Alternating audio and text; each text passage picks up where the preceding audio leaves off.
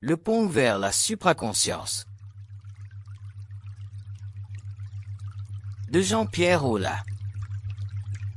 Leçon 11. Les cultes et le contrôle mental.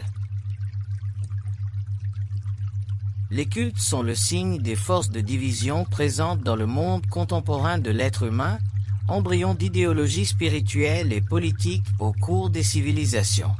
Ils ont en grande partie disparu, tandis que d'autres se sont développés et ont proliféré en des périodes d'aliénation croissante lorsque l'identité politique et religieuse dominait les personnalités les plus faibles. Certains ont offert un réconfort moral et spirituel à travers la création de valeurs consacrées par le temps. Ils perdurent jusqu'à nos jours dans les religions universelles du monde, issues de la vie et de l'œuvre d'initiés dont le destin correspondait aux besoins de l'humanité à un moment précis de son évolution, et dont les attributs jaillissaient des profondeurs de la contemplation des mystères. D'autres cultes constituent une violation déplorable de la dignité humaine et doivent être démasqués pour ce qu'ils sèment.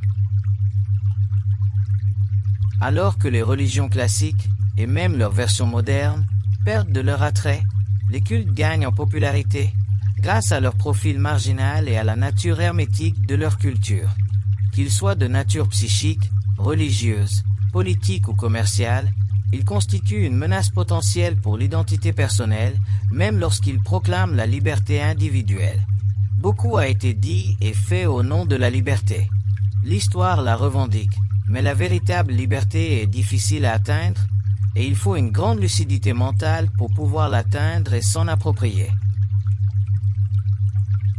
Aujourd'hui, les religions sont supplantées par une variété de cultes d'un genre nouveau qui envahissent et troublent la conscience avec de puissantes idéologies astrales, parfois sous la conduite discutable de maîtres qui opèrent sous le couvert de l'inspiration. Certains cultes vont jusqu'à s'approprier l'identité individuelle, invitant les membres naïfs à penser en des termes qui menacent leur équilibre psychique.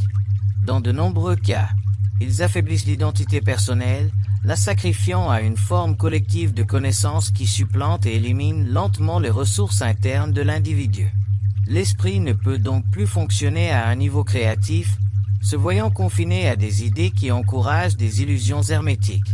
Lorsque la dépossession de soi conduit à une expérience de secte, l'ego se trouve au point le plus éloigné du soi et au point le plus dangereux de son développement personnel vers une évolution consciente.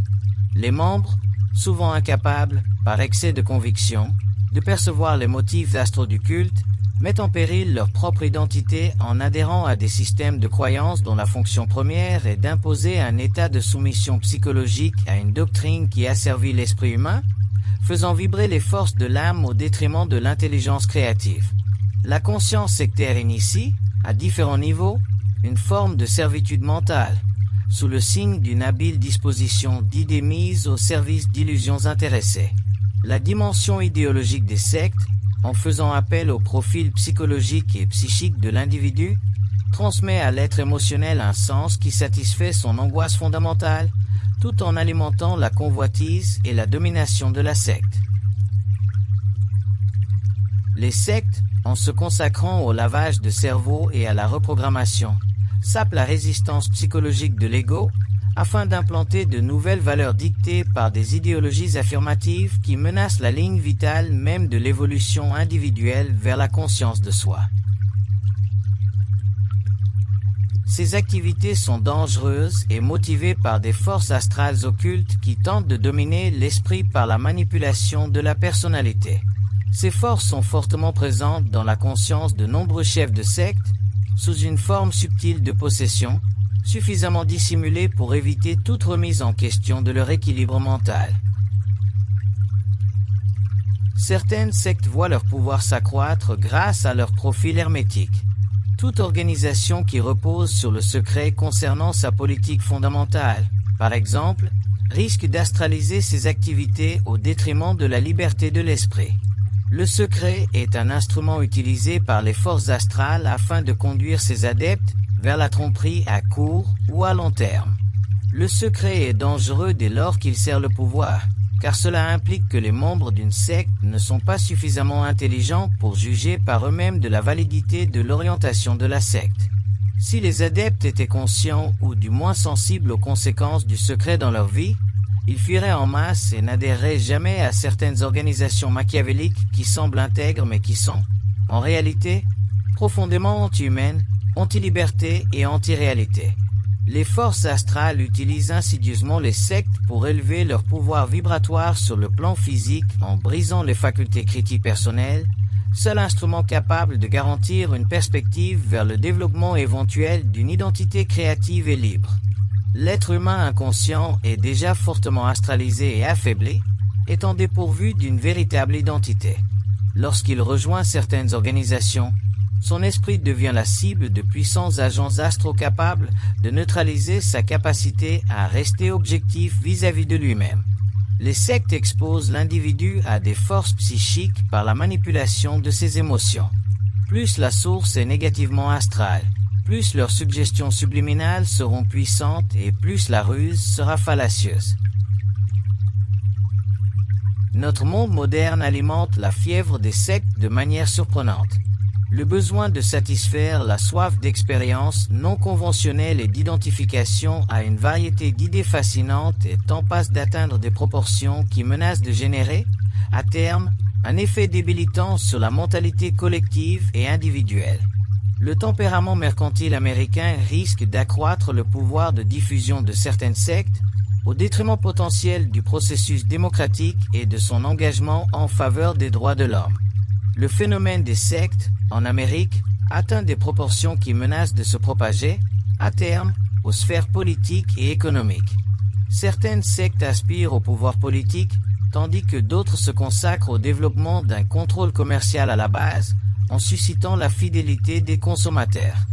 D'autres ont instauré des formes de connaissances spirituelles ou occultes par le biais d'un contact subliminal ou direct avec le monde des esprits. Dans les pays les plus libéraux, certaines sectes organisées profitent sans scrupule des lacunes législatives et des lois permissives pour renforcer l'emprise qu'elles exercent sur leurs adeptes.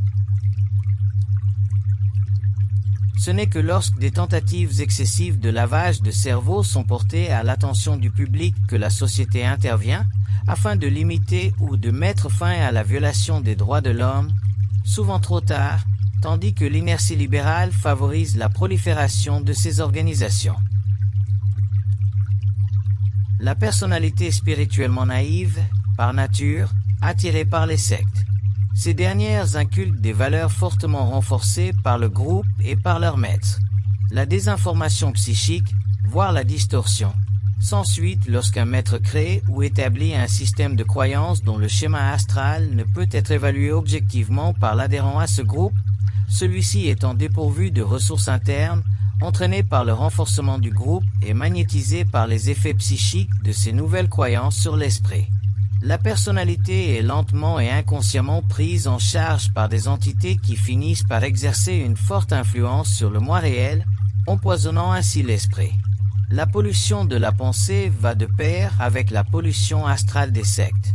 Le niveau de pollution de la pensée augmente en fonction de l'étendue de leur pouvoir, jusqu'à ce que les dirigeants eux-mêmes perdent leur identité. La pollution de la pensée s'accroît imperceptiblement jusqu'au moment où les membres se rendent compte que quelque chose a mal tourné.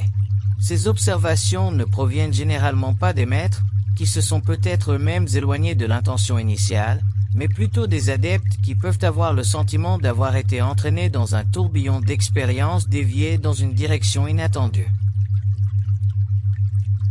Les sectes encouragent la soumission à des forces astrales qui, dans de nombreux cas, peuvent donner lieu à des réactions paranoïaques face à des menaces extérieures réelles ou imaginaires. La paranoïa est proportionnelle au degré de marginalité de la secte, jusqu'à ce que les maîtres et les adeptes tombent sous l'influence d'un besoin imaginaire de protection armée. Certains membres des sectes deviennent des soldats, non loin de se transformer en milices. À ce stade, la paranoïa devient le profil psychologique général et la secte dérive vers un théâtre dangereux où les figurants sont piégés et confrontés à la difficulté croissante de conserver le peu d'identité qu'ils pouvaient avoir avant d'être manipulés vers un tel rôle collectif.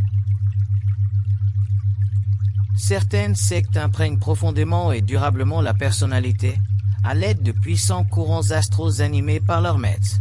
Lorsque l'esprit se retrouve emprisonné dans une structure hermétique, il perd son équilibre et adopte, avec enthousiasme, des perspectives qui, à première vue, semblent offrir une vision attrayante de la réalité.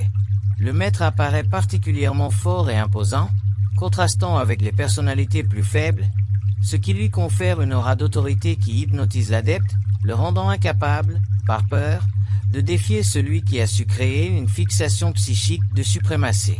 Certaines sectes enlèvent littéralement leurs membres pour les dépouiller de leurs dernières ressources. Ces organisations n'ont pas tendance à libérer ceux qui s'adressent à elles en toute confiance. Elles n'ont pas tendance à émanciper, de leur propre initiative, ceux qui y ont cherché refuge. Certaines ont développé l'art de l'enlèvement par la possession et l'ont perfectionné à l'aide du cadre législatif, au rythme des droits constitutionnels, des amendements législatifs, voire de simples menaces. Les sectes génèrent des égrégores dans le corps astral et imprègnent la personnalité d'une structure mentale rigide qui projette la réalité humaine comme un programme de pensée mécanique et omniprésent qui étouffe toute sensibilité envers les centres internes de la personne. Elles détruisent le potentiel créatif de l'identité et y substituent des paramètres illusoires de la personnalité qui accroissent la dépendance du moi vis-à-vis de forces astrales qui magnétisent facilement l'esprit naïf. Elle dissimule un pouvoir unique qui a pour effet de diluer l'image de soi en amplifiant l'importance de l'autoportrait. Elle conditionne l'esprit et cultive les pouvoirs du plan astral au détriment d'un plan mental supérieur. Les sectes ont le pouvoir d'interférer avec l'équilibre psychique de leurs membres, créant des modes de perception souvent irrésistibles qui, sans qu'on s'en rende compte, confinent l'ego dans une forme de servitude dont il serait libéré si seulement on lui permettait de s'écarter vers sa propre réalité. Les sectes fascinent en exaltant des sentiments intérieurs qui compensent un manque d'identité solide et centrée. Elles offrent une identité fictive fondée sur le besoin d'appartenance, plutôt que d'aider leurs membres à réaliser la plénitude et la qualité d'autosuffisance de leur propre identité. À la suite d'une expérience sectaire, il est fréquent que les anciens membres en viennent à reconnaître les illusions qui les ont conduits à rejoindre ces organisations, renforçant ainsi la conviction, heureuse mais chèrement acquise, que s'éloigner trop de soi-même risque d'être dangereux pour la santé mentale et émotionnelle. Il est souvent difficile de supporter seul la dureté de la vie et ses problèmes fondamentaux. La secte permet d'adhérer à un programme qui promet de répondre à ses sensibilités existentielles, notamment l'autonomie ou les avantages personnels. L'expérience montre cependant que la secte n'est qu'une béquille qu'il faut mettre de côté pour pouvoir comprendre la vie réelle. Les sectes psychiques, par exemple, peuvent sembler inoffensives à une personne spirituellement naïve, mais elles constituent en réalité de subtils pièges qui mènent à un état d'esclavage astral vis-à-vis du monde de la mort. Le charisme d'un maître psychique donne à un ego faible l'impression d'être spécial et d'être le dépositaire privilégié d'informations uniques et de la plus haute importance. L'orgueil spirituel de nombreux maîtres, désignés, peut ne pas être évident pour ceux qui les perçoivent sous un jour noble. Cette tromperie manipulatrice et astrale est plus perfide qu'on ne peut l'imaginer. Il est nécessaire de développer une stratégie consciente pour y faire face, afin que les médiums puissent savoir ce qui se trame réellement entre le plan de la mort et le monde physique. Ce n'est que lorsqu'un niveau suffisant d'éveil mental aura été atteint que les inspirés seront en mesure de se protéger eux-mêmes, ainsi que leurs disciples, des griffes astrales d'entités gouvernées par une lumière qui est bien loin d'être universelle. Le contact astral cessera alors et ses influences subtiles s'atténueront sous le contrôle d'un éveil mental supérieur. Les cultes psychiques peuvent constituer une menace pour l'équilibre psychologique de l'individu. Les médiums, ou ceux qui servent de canal par le biais de la transe et reçoivent des informations du plan astral, ne comprennent pas nécessairement l'intention sous-jacente des forces avec lesquelles ils interagissent, quelle que soit la qualité spirituelle des messages. Le plan astral n'est pas le plan mental, où l'âme individuelle est destinée à fusionner avec sa propre réalité. Le monde astral a toujours mené une guerre non déclarée contre l'humanité. Tel est son rôle et sa fonction officieuse, et il en a toujours été ainsi. Avec le temps, on reconnaîtra que la lumière ne provient pas du tout des mondes astraux. mais des mondes du mental. Les entités n'ont aucun avantage sur l'être humain en termes de connaissances, une fois que celui-ci se trouve dans sa propre identité consciente. La spiritualité émotionnelle de l'amour, actuellement administrée par le plan astral à travers les médiums, n'offre aucun signe d'intelligence créative.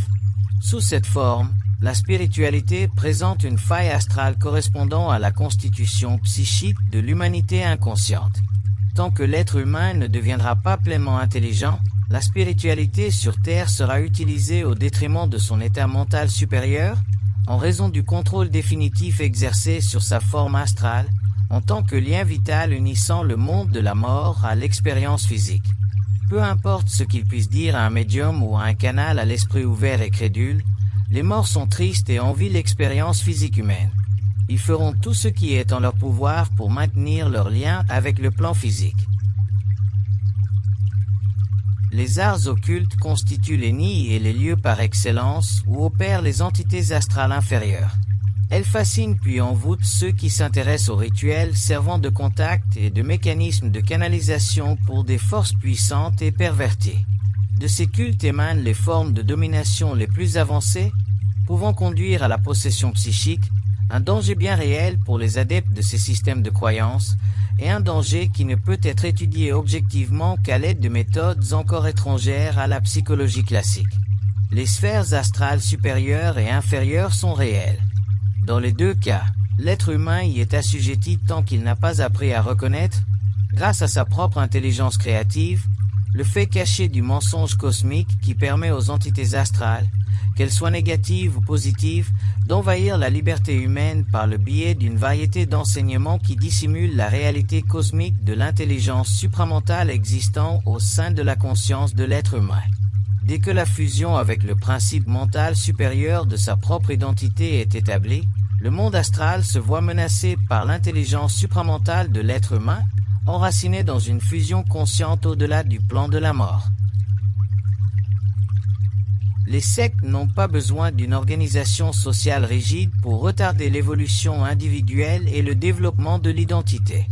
L'expansion de l'hyperculture issue de l'industrie du spectacle a généré sa propre forme de culte et ses membres, les fans, contribuent au soutien moral des artistes qui ont besoin de l'amour du public pour conférer de la crédibilité à leur article. Bien que l'hyperculture apporte beaucoup à l'humanité, il existe une frontière ténue entre la créativité et ses aberrations. L'hyperculture a joué un rôle majeur dans la diffusion de l'expérience de la drogue dans les années 1960 à travers des images et des sons. Elle a influencé l'esprit de millions de personnes grâce aux moyens pratiques et puissants qu'est l'industrie du spectacle. Toute une génération en a été influencée, tandis que de nombreux héros issus de l'hyperculture infligeaient, indirectement, un préjudice irréparable à tant d'autres qui auraient pu se développer différemment, à travers un processus évolutif plus naturel, épargné par la maladie mentale extrême qu'est la possession générée par la drogue et par des entités astrales négatives. Il ne faut jamais laisser l'hyperculture oublier ses excès, malgré les bienfaits caritatifs déductibles des impôts qui compensent, à petite échelle, ce qu'elle a réussi à accomplir à l'échelle mondiale. Elle a fait usage de son pouvoir sans faire preuve de maturité. Bien que bon nombre de ces personnalités célèbres se soient rétablies, beaucoup d'entre elles sont encore sous influence et perpétuent, par conséquent, la mystique de l'aliénation qui a contribué au développement et à l'expansion du culte de la drogue, par conséquent, à son invasion sociale et à l'épidémie mentale. Contaminés par le fléau de la drogue, de nombreux artistes populaires se livrent à la magie noire. Leur rapport au satanisme s'est traduit par des pulsions dites créatives qui les poussent à influencer des admirateurs crédules afin de jouir d'une liberté illusoire vouée à la destruction des valeurs et de l'équilibre social, ainsi que de l'ordre dans le processus évolutif. Ils ont projeté une image puissante aux masses, stimulant des instincts inférieurs dissociés de l'harmonie d'un ordre social progressiste. Des millions de jeunes en quête d'identité ont cédé à l'idolâtrie. Ils ont été déracinés de leur contexte de référence, à la mesure de leur nihilisme existentiel. Les artistes ont une grande responsabilité dans l'évolution de la conscience sociale à travers le monde et doivent prendre conscience que l'utilisation des médias doit rendre un service social et non faciliter la manipulation astrale par le biais d'un esprit drogué, qu'il s'agisse d'eux-mêmes ou de leur public. Le syndrome américain de l'amour témoigne d'un mécontentement face au modèle totalement irréel de la vie matérialiste moderne et du besoin de trouver un apaisement émotionnel face à sa propre expérience peu concluante. Les États-Unis sont la nation la plus avancée au monde grâce à leur qualité spirituelle, mais ils sont opprimés par de graves problèmes sous-jacents dus à leur naïveté spirituelle. La mission cultuelle visant à contourner ces problèmes ne se traduit que par une instrumentalisation d'illusions subtiles supplémentaires. Alors que les Américains font de elle amour, une maxime populaire de leur conscience sociale, la compréhension mentale de ces mystères s'impose. Les cultes hollywoodiens de l'amour sont bien placés pour transmettre une forme d'amour astral dans ce monde. Le grand écran fait resplendir les illusions de la force de l'amour astral et la perversion qui en découle. Le puissant lien astral avec les guides spirituels de certains cultes et leurs centres de formation dans la tradition de la côte ouest, ainsi que les cultes de l'amour qui pullulent en Californie, témoignent de l'héritage politico-spirituel de cette grande nation dont le rôle est de la plus haute importance au niveau de la conscience populaire. Cependant, les courants astro-profonds qui alimentent ces centres de fétichisme spirituel exigent une perspective créative grâce à un contact avec les plans mentaux supérieurs, libérés des influences du monde de la mort et de ses agents spirituels. Une telle perspective est nécessaire pour comprendre l'ensemble du spectre de la spiritualité humaine, au-delà des sentiments et des enseignements sincères canalisés par des individus encore liés karmiquement à des plans parallèles. Les enseignements de l'astral concernant l'amour ne sont que des paramètres spirituels d'une science du feu qui ne fait pas encore partie d'une connaissance universelle sur Terre. L'amour reste une fonction astrale de l'âme et sert le monde spirituel des morts plutôt que de servir l'être humain en tant qu'entité cosmique, à moins qu'il ne soit élevé à un niveau mental conscient. Le véritable amour est bien plus qu'une fonction spirituelle de la conscience.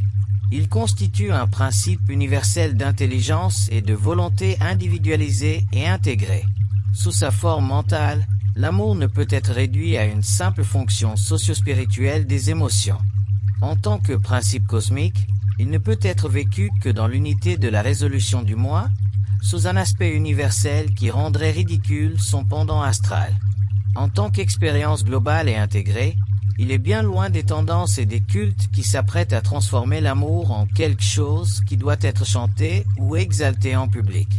L'amour a bien plus de profondeur que ce qu'on peut chanter et plus de pouvoir que ce que ces représentations hollywoodiennes peuvent transmettre. Le choc social qui accompagne les miracles ou phénomènes paranormaux, parmi lesquels ceux de Fatima ou de Medjugorje, pour ne citer que deux cas célèbres, donne naissance à des cultes spirituels dont la nature offre un soutien moral aux personnes dans le besoin et aux êtres spirituels. L'Église a toujours maintenu une position ouverte mais critique à l'égard des miracles, tant qu'elle n'était pas pleinement convaincue de leur fondement spirituel. Cependant, leur origine astrale n'a jamais été soumise à vérification par les facultés investigatrices de médiums pleinement qualifiés.